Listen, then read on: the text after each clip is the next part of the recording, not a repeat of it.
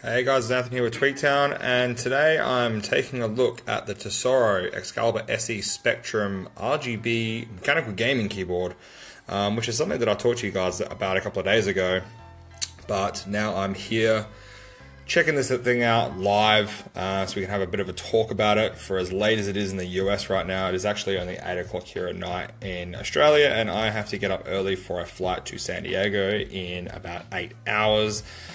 But I really have to do a Facebook Live video about this keyboard before I go. So this is, for anyone that's just joining, is the Tesoro Excalibur SE Spectrum RGB mechanical gaming keyboard. I've been using this thing to type everything that you've seen from me for the last probably week or so now, probably 6 days, and it's been great. I have shifted over to typing exclusively on mechanical keyboards, and while it's weird to get used to, it's actually really good, especially this keyboard. I didn't think I'd like the actual press of the keys, but I've gotten used to it. So this is an all-new optical key switch from Tesoro. It's actually really fast.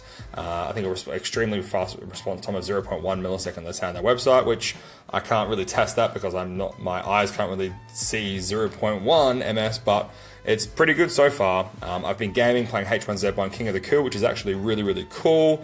I've been playing some Overwatch on this and a few other games, as well as most of my, again, my writing is the most important part. For me, gaming always comes on the side for me, but I've been gaming on this and I've been loving it. So this has optical key switches inside, which is a first as far as I know, and Tesoro supposedly has an exclusive for the next month or so, for the next a year, I should say. So this is something different from Tesoro. So I did review their gaming chair a couple of weeks ago, the Zone Balance, and I really liked it. Under $300, really comfortable, great build. I just literally cannot complain about that chair at that price. It's such a good chair.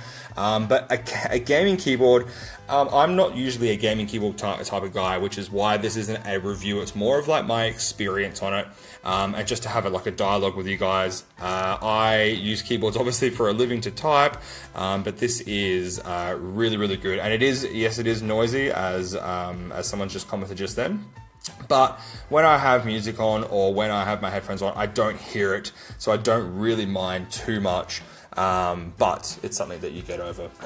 So the company, or Tesoro, has been in the market for years now, but this is something kind of new, which is why it's exciting. So we have optical key switches, which is again, like I said before, an exclusive to Tesoro for the next year or so. But they also have new keyboards coming out in a couple of months. So there's an ultra thin, low profile keyboard that they're launching at Computex, which is only 4 months away, I should say. And also the Gram Spectrum Optical. So another version with the optical key switches. That one's launching in Q2, so that should only be a couple of months away, probably close to Computex as well. So we should be looking at some big keyboard releases in the next couple of months from Tesoro. And it's nice and plain as well, there's no volume. I do miss the volume here from using other branded keyboards, but I kind of understand that this is a cheaper keyboard, that I don't have the volume kind of like scroll wheel, but we do have volume controls, which is fine. But after using a scroll wheel for so long, god damn do I miss that scroll wheel. And I miss the mute button. Then I can just tap and just smash the mute button when I have a phone call, or when I'm doing a Facebook Live video. I had to go into Windows and be like, hold on, let me do a software, oh my god, how do I mute the sound, and kind of have it working like that.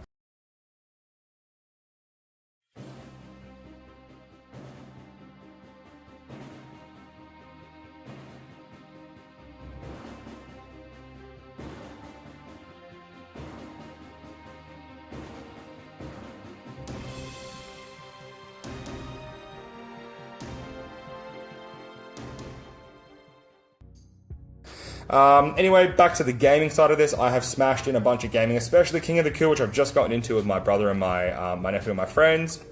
It's really fun. If you haven't played H1Z1 King of the Kill, you need to dive in on that. One life, one death. Every kill matters, every medpack matters, every bullet matters. It's super fun. So I've been thrashing these 4 keys here for the last few days, and it has kept up with me. It's been really good so far. I don't have a complaint. The only complaint is just the lack of the volume scroll there. But as the performance of the keys itself, I type over 100 words a minute, probably closer to 150 words a minute, and this thing keeps up with me really, really well. Some of the cheaper keyboards generally don't, so that's why I'm surprised at this, that it actually does. So I'm actually impressed. I cannot complain, and the response of the keys is really quick as well. They say that there's 0.1 ms delay, as you can see from the website if you need any more details, and I guess it's 0.1 ms. I have no way of testing that, but it feels like that for sure. So you can see there a bit of the technology behind the actual key itself. So we have anti-particle and spill resistant, which is good, so you're not having to drop any dust or whatever into the keyboard. You don't need to worry about that. The response time, as I said before, is 0.1 ms. Hot swappable key switches, which is actually pretty cool as well. I definitely cannot complain.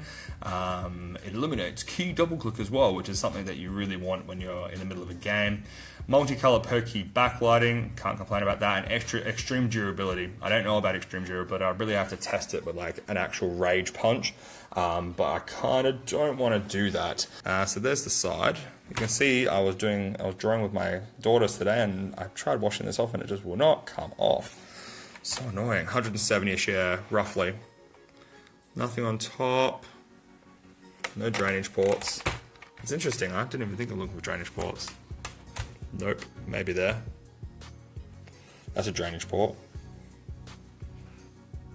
Back of the keyboard. Not much going on here. No additional USB ports, which is kind of sucky. I would have really enjoyed a USB port like right there. That would have been pretty perfect.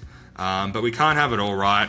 I'm guessing that there will be probably Excalibur SE2 or something like that, that will most likely have USB ports, but this is just the first entry with optical key switches, which is pretty good.